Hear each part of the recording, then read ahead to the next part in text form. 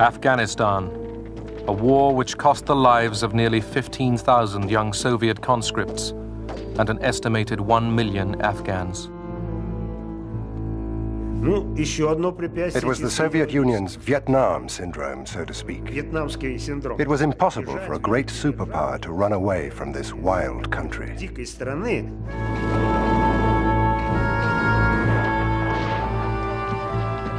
The United States supplied billions of dollars of weapons to unlikely allies, Islamic fundamentalists.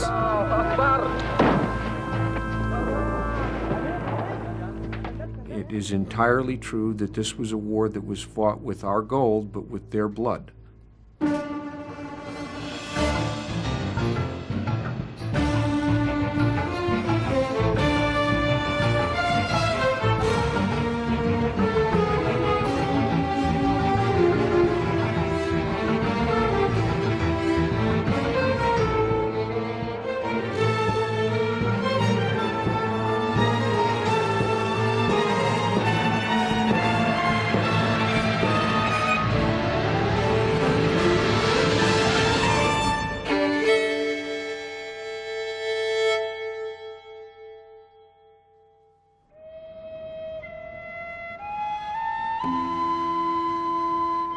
The Panjshir Valley in the Hindu Kush Mountains of Afghanistan, a rural, traditionally Islamic country of 15 million people.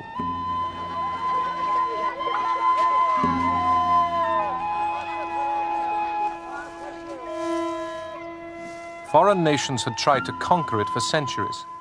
None succeeded.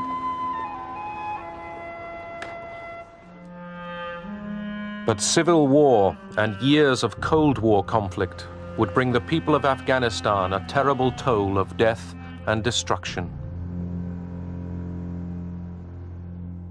In the 1970s, Afghanistan became a focus for superpower rivalry. Close to the Persian Gulf's oil and the Indian Ocean ports, it bordered Iran in the west and Pakistan in the south and east. In the north, it shared a border with the Muslims of the Soviet Union's Central Asian republics. To Moscow, a friendly Afghanistan was vital.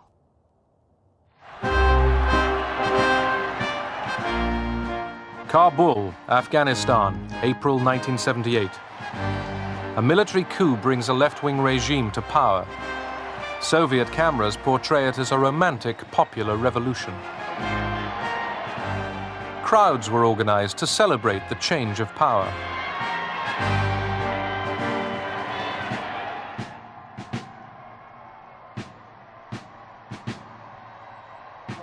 Nur Mohammad Taraki, Afghanistan's new leader, looked to the Soviet Union for support. Moscow sent hundreds of Soviet advisors to advance socialism.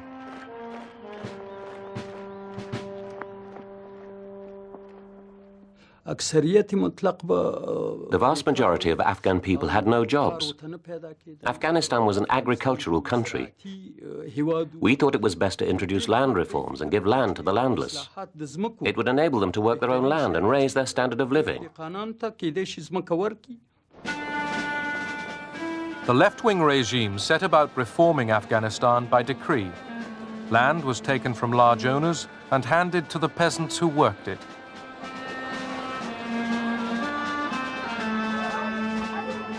Women were encouraged to stop wearing veils and were put into literacy classes alongside men.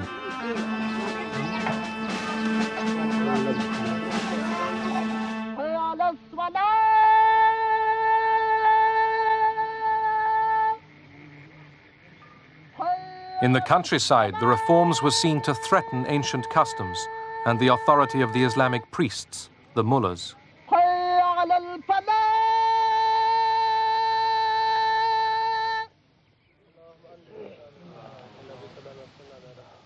The communists were trying to change the law of God. They wanted to destroy Islamic traditions, to rid Afghanistan of poverty and make everyone equal. This is against the law of Islam. God has decided who is rich and who is poor. It can't be changed by communists. It's beyond imagination.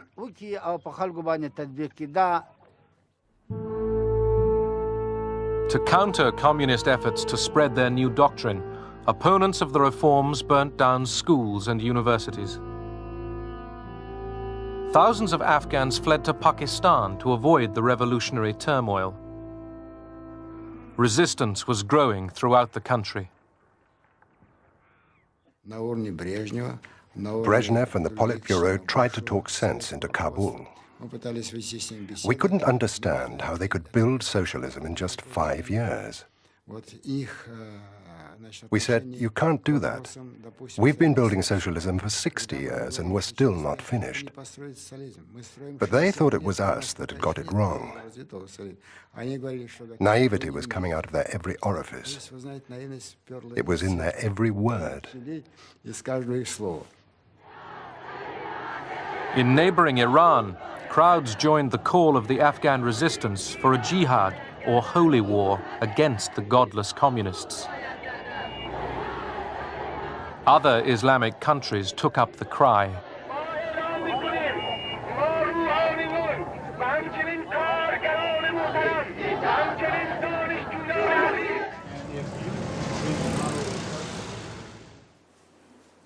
In Washington, National Security Advisor Zbigniew Brzezinski was convinced the left-wing regime in Afghanistan was a major threat. Yeah, and that will deal first with Iran, then with Afghanistan and the regional implications. Brzezinski told President Carter that Moscow might use the Afghan crisis to move south and seize the oil of the Persian Gulf.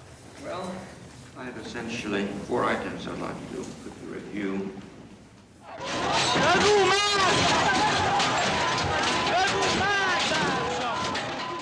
Brzezinski's fears for the stability of the region gained weight when mass demonstrations in Tehran led to the overthrow of the Shah of Iran.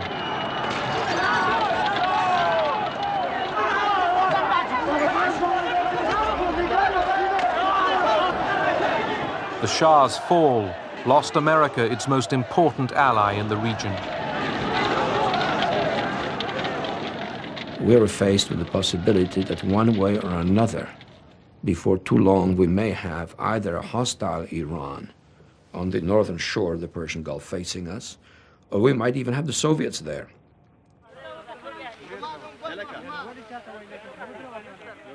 The Islamic groups fighting the communists received covert American aid for the first time in July 1979. President Carter began by sending communications equipment. The rebels called themselves the Mujahideen, the soldiers of God. They were mostly peasants, organized by village mullahs and landowners. Many of their weapons were captured from the communist regime.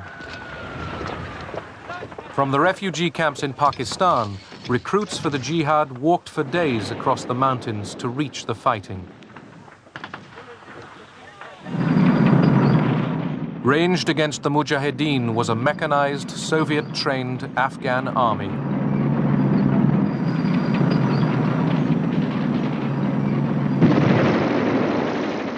Soviet film depicted a highly motivated fighting force. In fact, each month, thousands of soldiers deserted. Kabul pleaded with Moscow to send Soviet troops.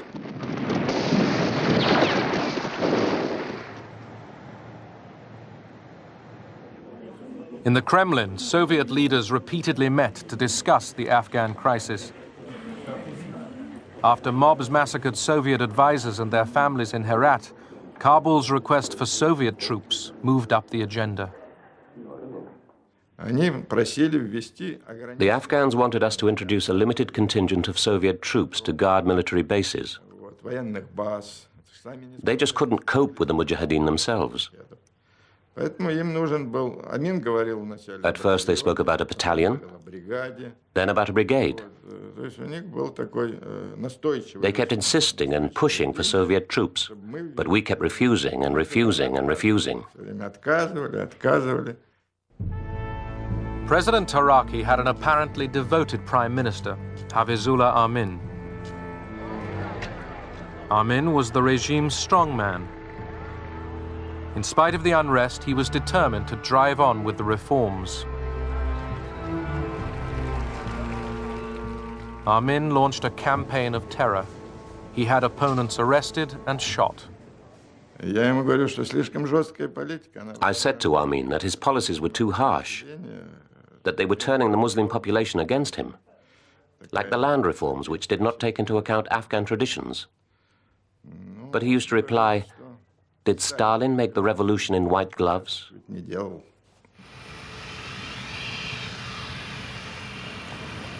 Afghan President Taraki flew to Moscow to discuss with Soviet leader Leonid Brezhnev how to curb Amin's excesses.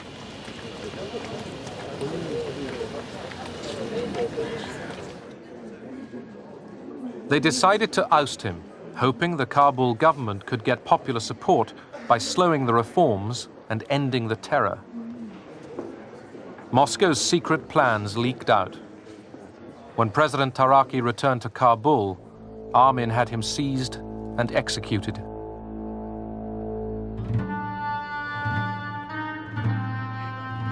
Amin realized the Soviets wanted him out.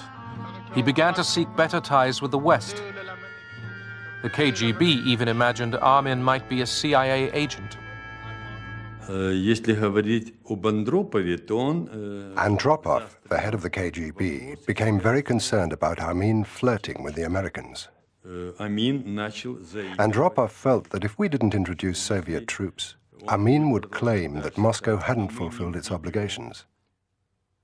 He would then turn to the Americans for help, and they would put their own troops in.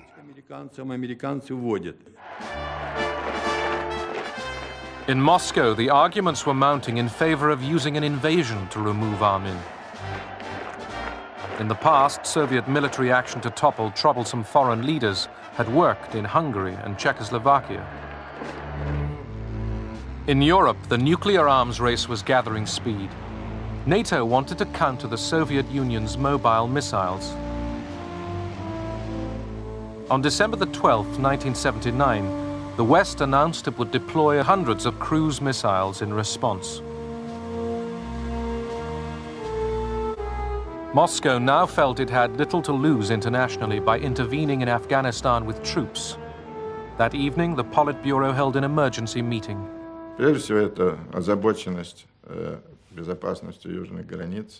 Our major concern was the security of the southern borders of the Soviet Union.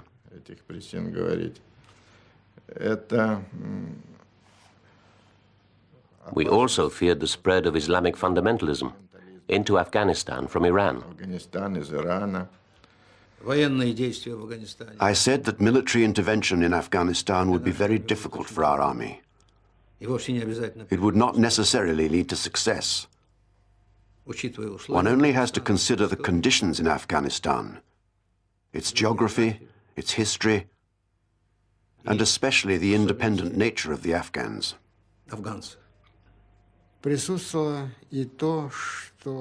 We also felt that if we didn't go into Afghanistan, then some other countries would. The intervention of these states could destabilize the situation on the Soviet-Afghan border and in the region as a whole. The Politburo took its fateful decision. By December 25th, 1979, tens of thousands of men in tanks and trucks started to trundle across the border. Moscow hoped they could complete their mission within weeks. The old royal palace on the edge of Kabul was Prime Minister Amin's favorite residence. KGB special forces stormed the building. Amin tried to hide, but they shot him dead. Moscow replaced Amin with a more manageable leader, Babrak Karmal. Since the Cold War started, the Soviet Union had never invaded a country beyond the borders of the Warsaw Pact. Now, Soviet forces were stepping across the line. The implications of the Soviet invasion of Afghanistan could pose a most serious threat to the peace since the Second World War. The vast majority of nations on earth have condemned this latest Soviet attempt to extend its colonial domination of others. I had to put restraints on the Soviet Union. One of them was to issue a public statement that if the Soviets did invade either Pakistan or Iran or Iran out of Afghanistan, that I would consider this a personal threat to the security of the United States of America, and I would take whatever action I desired or considered appropriate to respond. And I let it be known that this would not exclude a nuclear reaction. The military intervention of the Soviet Union cannot be justified. There can be no question of any country other than the Soviet Union having interfered in Afghanistan's internal affairs. At the United Nations, the Soviet invasion was widely condemned. President Carter blocked grain deliveries to the Soviet Union, launched a boycott of the Olympic Games in Moscow, and stepped up US spending on arms. Détente was over.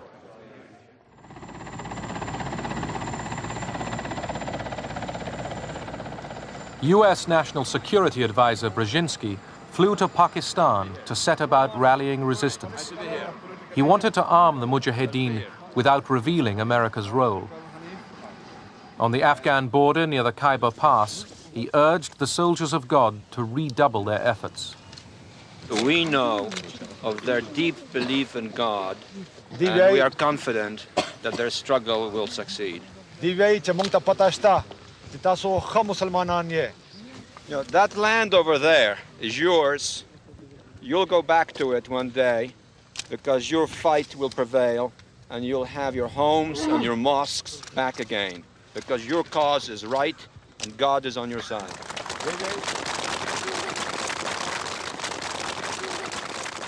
The purpose of coordinating with the Pakistanis would be to make the Soviets bleed for as much and as long as is possible.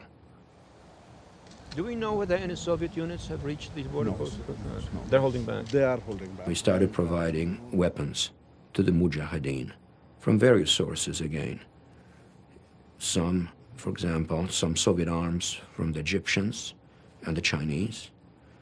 We even got Soviet arms from the Czechoslovak communist government, since it was obviously susceptible to material incentives. And at some point, we started buying arms for the Mujahideen from the Soviet army in Afghanistan, because that army was increasingly corrupt. Brzezinski sought the help of General Zia al-Haq, Pakistan's military ruler. Pakistan always had a keen interest in Afghanistan. Pakistan wanted a friendly and strongly Islamic neighbor. The US Congress had earlier cut US military aid to Pakistan. General Zia had a bad human rights record. He was developing a nuclear bomb. He had failed to curb drugs trading. Now, the Americans set aside their displeasure.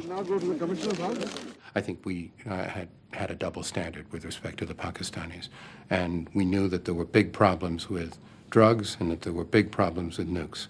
And we were prepared in various ways, in any way that we had to turn Nelson's eye to those problems, as long as the Afghan resistance was being supported via the government of Pakistan, and that's what we did. In Afghanistan, the Red Army guarded cities, roads, and airports, leaving the Afghan army free for combat. By 1980, almost 100,000 Soviet troops would be deployed around the country. It was a civil war, but many of the Soviet conscripts were told they were coming to Afghanistan to confront Americans. After we took our first Afghan prisoners, we started to realize that the Americans were not there. We said, Americans? What Americans? They're not here. But the KGB officers said, oh, they're in the rear. They're advising the Mujahideen just like we advised in Cuba. Maybe they're teaching them how to fight. But the more operations we carried out, the more we realized that the Americans were not there.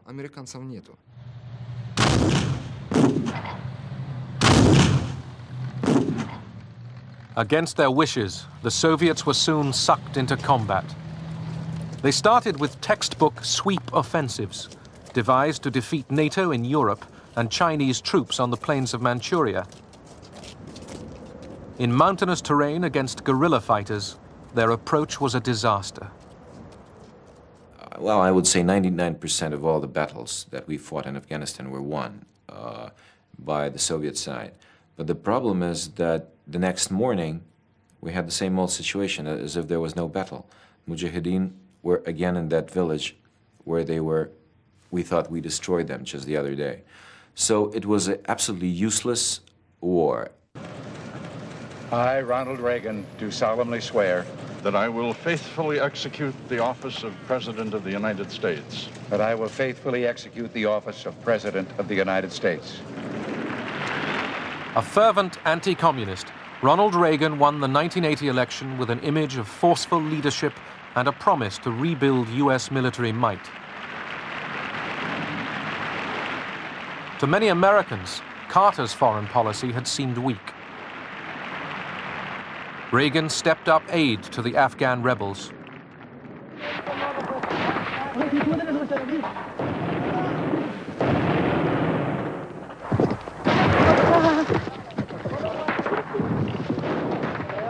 The Mujahideen were made up of numerous factions.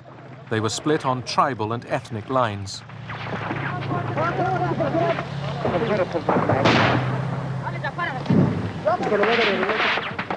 When the Mujahideen weren't fighting the Soviets, they sometimes fought each other.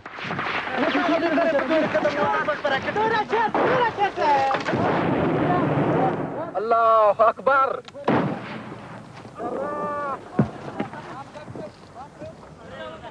The Mujahideen often captured military equipment in working order, but were so disorganized that within hours it would be made useless by looting.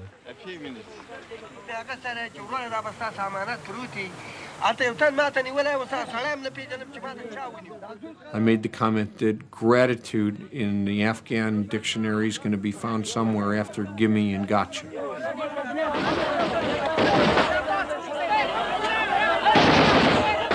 On the other hand, there was a constant undercurrent of understanding that while we were providing the means to wage this war, they were waging it. And that it is entirely true that this was a war that was fought with our gold, but with their blood. The Reagan administration increased its covert military supplies to the Mujahideen. Money and arms were channeled through camps in Pakistan.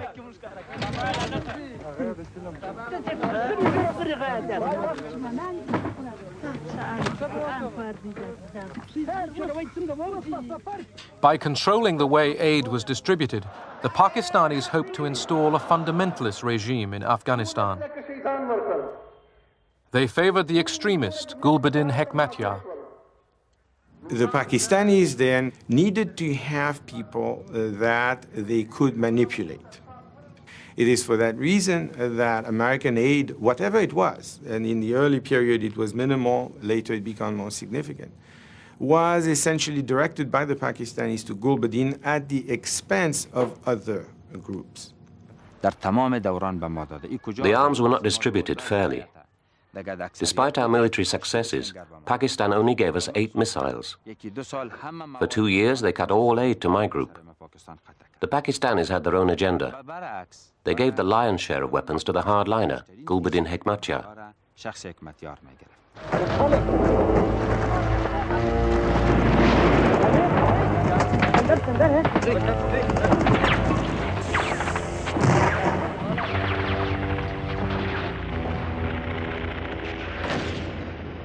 Inside Afghanistan, the ferocity of the civil war increased.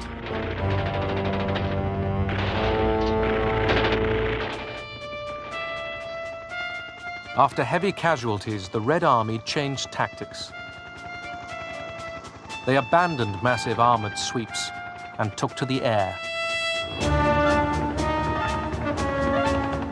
Soviet commanders would be dropped in by helicopters to cut the Mujahideen's escape routes.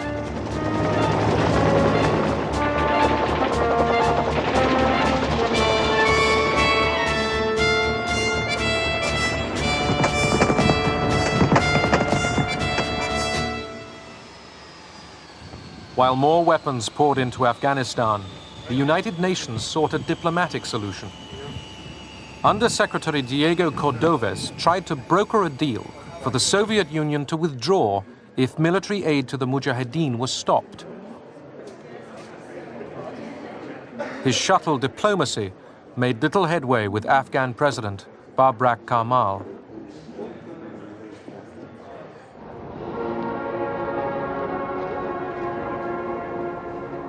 Moscow, November 1982. After 18 years in power, Brezhnev is dead.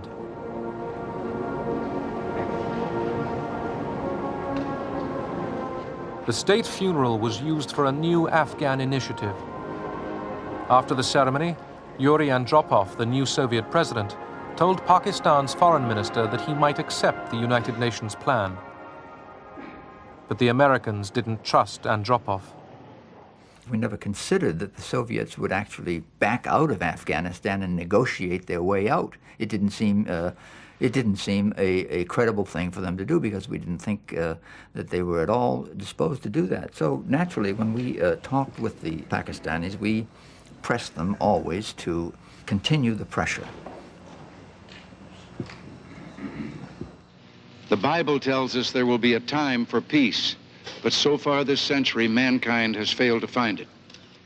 In these times when the United States and Pakistan were not ready for a deal with Moscow.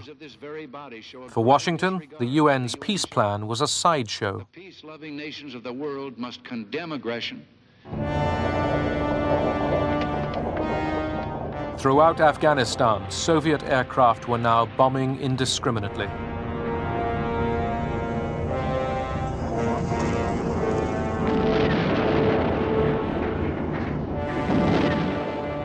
They pummeled village after village into oblivion.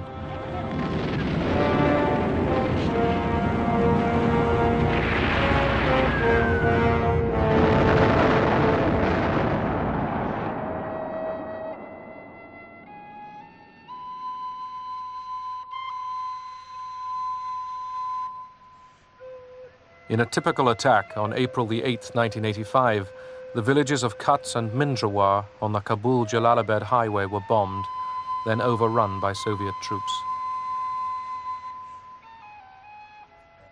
The Soviets destroyed the whole village. It's impossible to count how many they killed. The men were dragged out of their houses and sent off to the Afghan army. Those who refused were taken aside and gunned down, butchered. The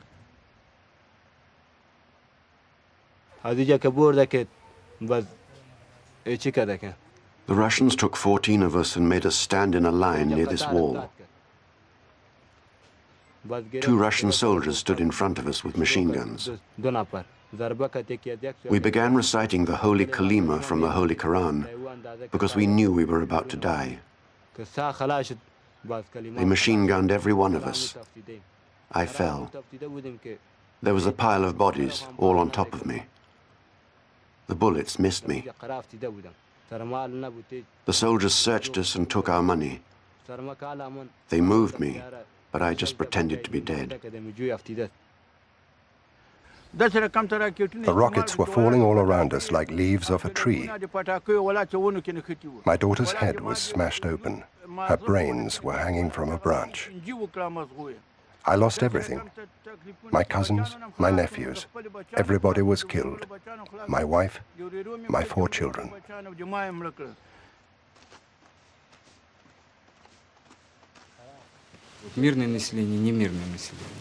There was no such thing as a peaceful population. They were all guerrilla fighters. I remember how we once rounded up all the women and children, poured kerosene over them and set fire to them. Yes, it was cruel. Yes, we did it. But those kids were torturing our wounded soldiers with knives.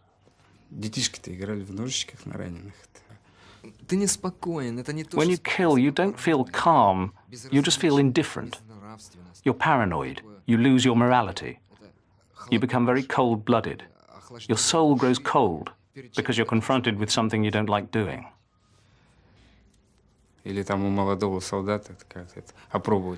A young soldier might kill just to test his gun. Or if he's curious to see what the inside of a human being looks like. Or what's inside a smashed head. But there is also the fact that if you don't kill, you'll get killed. It's a feeling of being drunk on blood. Often you kill out of boredom or because you just feel like doing it. It's like hunting rabbits.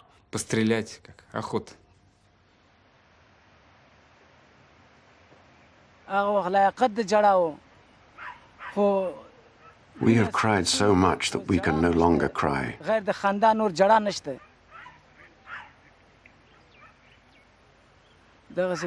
Even if we do cry, who will wipe away our tears? So you see, there's nobody to turn to anyway. We can only pray to God to take our revenge for us, because we are helpless.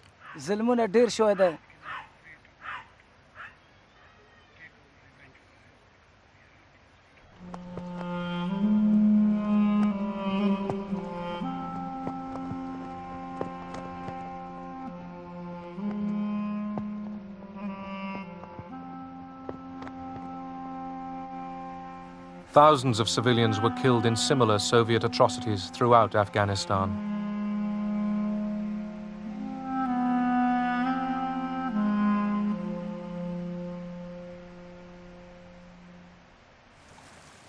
The Mujahideen committed their own war crimes, often executing Soviet and Afghan prisoners in cold blood.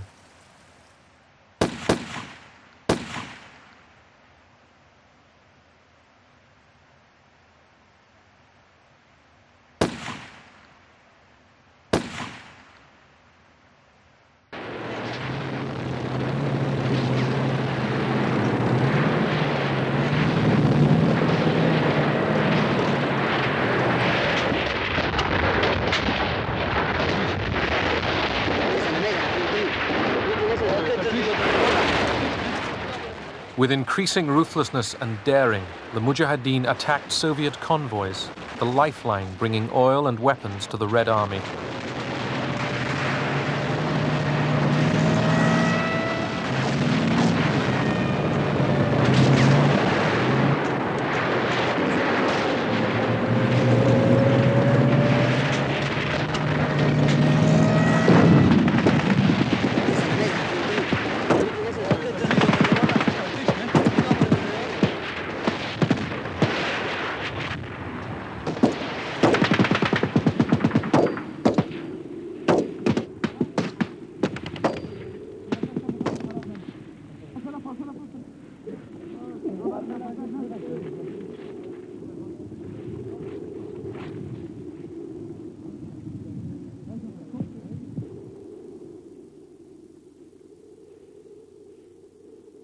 The toll of Soviet dead rose to as much as 2,000 a year.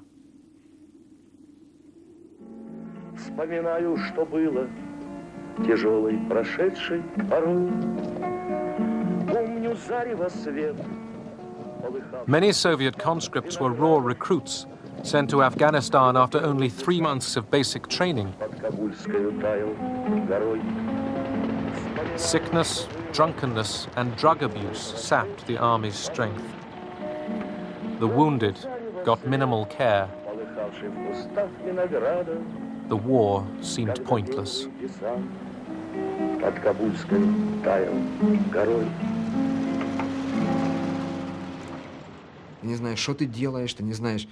You don't know what you're doing. You don't know what's going to happen tomorrow. Perhaps you're going to die. And for the sake of what? For the sake of a system that lies to you? For the sake of a system that turned my father and all our parents into alcoholics? You know, it's so bad, you know, like... You suddenly realize that you've been brought up in a system which only creates evil. You just want to escape from it, but you don't know where to run. You've only got one hope. To eat half a kilo of opium, go to sleep and never wake up. Солдаты дружественных армий. Их часто можно видеть рядом, и в минуты отдыха, и в бою. и в День добровольного труда, Хашара, как его здесь называют. Мы побывали на одном из таких дней, когда воины участвовали в строительстве новых корпусов детского дома Ватан, Родина. Ибо советский воин не только защитник, но и созидатель. Немало народно-хозяйственных объектов Демократической Республики Афганистан было сооружено. The propaganda was repeated daily in the Soviet press. Returning veterans began to reveal the Soviet troops' true role. But Soviet newspaper readers searched in vain for accurate reports. Basically, it was total disinformation of the Soviet public. Soviet soldiers were not fighting a war, the propaganda said. They were building schools, kindergartens, roads, and guarding caravans with food. That's it. In cemeteries across the Soviet Union, the cost of the invasion became impossible to hide. Many Russian mothers lost their only child. A military officer came to me. He said, "Try to be brave. Your son has died."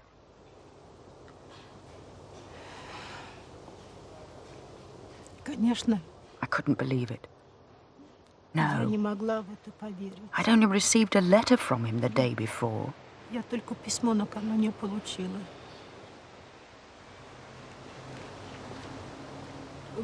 I didn't try to open the coffin myself. My brother wanted to, but we were not allowed.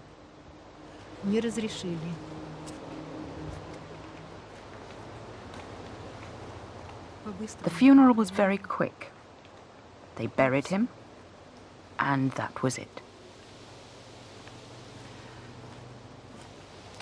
It's very hard.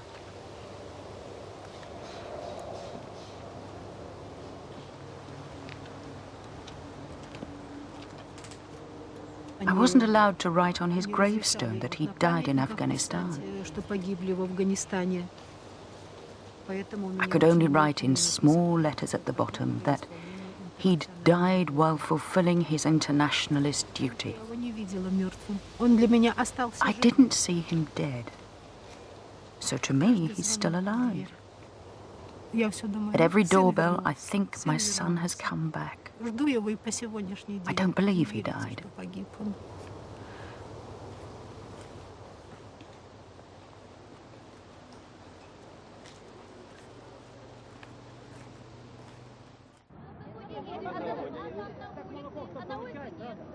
In March 1985, an energetic new leader took power in the Kremlin. As Mikhail Gorbachev met crowds of Russians on tours around the country, opposition to the war could finally be expressed in public. Thousands of protest letters poured into Gorbachev's office each week. И надо было все-таки закончить эту войну. We had to finish this war, but in such a way that the Russian people would understand why tens of thousands had died and tens of thousands had become invalids. Тысячи погибших, десятки тысяч. We had to explain what it was all for. We couldn't just run away from there in shame. No. We needed to find a process. Нужен был процесс. There was an obstacle, an ideological one. It was our Vietnam syndrome. It was impossible for a great superpower to run away from this wild country, like the Americans in Vietnam. It would damage our prestige. The United Nations envoy, Diego Cordovez, was told by Gorbachev that the Soviet Union would consider withdrawing under a UN agreement. The emerging issue was what kind of government would run Afghanistan if the Soviets left.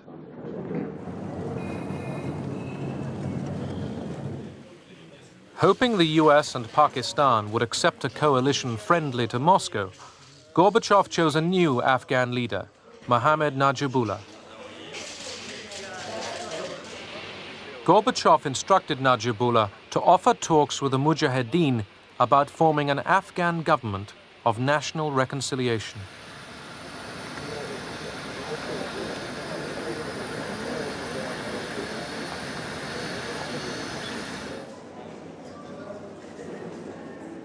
Gorbachev and his peace initiatives were applauded in Moscow, but not yet accepted in Washington. He was KGB, and he was all of the old school, and he had some very dubious associations and all the rest. He was trying to persuade the old-line communists that he was with them, and he would appoint them to various positions, and he would not make major changes in the economy or in the economic policies or in the military policies. On return from his first summit with Gorbachev, Reagan sensed Moscow wanted a deal to get out of Afghanistan. But American hardliners wanted revenge for Vietnam. Pressed by Congress, Reagan urged the Mujahideen to go for victory. It wasn't until really between about 83 to 85 that the forces in Washington who asked the question, well, maybe we can win this. Let's not put in $100 million a year worth of weapons. Let's put in $1 billion a year worth of weapons. To combat Soviet air supremacy, the United States decided to try out its latest missile, the Stinger.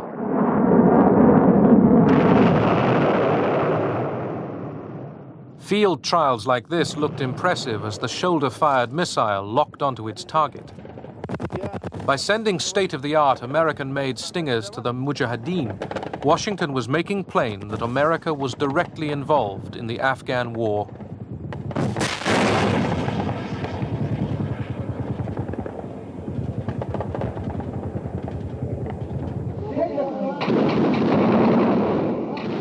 Spurred on by the increased American aid, the Mujahideen opposed a UN-brokered peace agreement that would enable the withdrawal of Soviet troops, but leave the Kabul regime in place.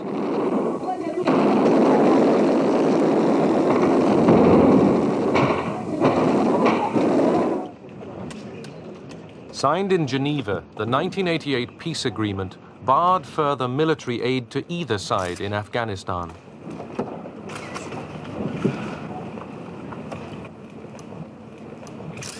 Both superpowers ignored the ban. The supply of weapons went on. The Geneva Accords did not bring peace. Our basic feeling was that what the Russians were talking about was a way to get the resistance and the opposition of the West off their back, so to speak, and that they then would be free to pursue other methods of dominating Afghanistan, and that's what we did not want to have happen. The Americans didn't want a trace of Marxism left. They wanted to install an anti-Soviet puppet regime they could control. The bleeders, or the hawks, finally won. Our reason was very simple. If you carry on giving aid, we'll carry on giving aid. In 1988, under the terms of the Geneva Agreement, Soviet troops started pulling out. But instead of peace, Afghanistan was to endure more years of bloodshed.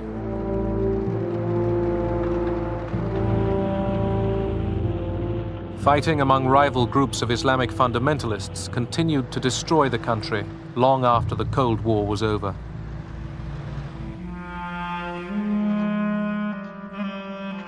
Since 1979, 5 million Afghans were wounded or forced to flee their homes.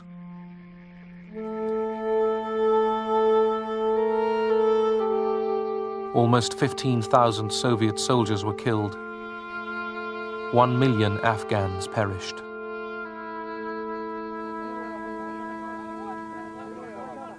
I haven't had a bad night. It's not because I'm without feeling for, or without understanding of how much agony goes along with war. It's just that this was such a contribution to the end of what was otherwise an evil that inflicted other kinds of pain on so many other people that, on balance, it was worth it. Сейчас The Afghan people have become the main victims. The Afghans are now fighting each other. Of course, they have plenty of internal reasons for that. But at the same time, it's because of a legacy which started in the 1970s that they are now fighting each other with American and Soviet weapons.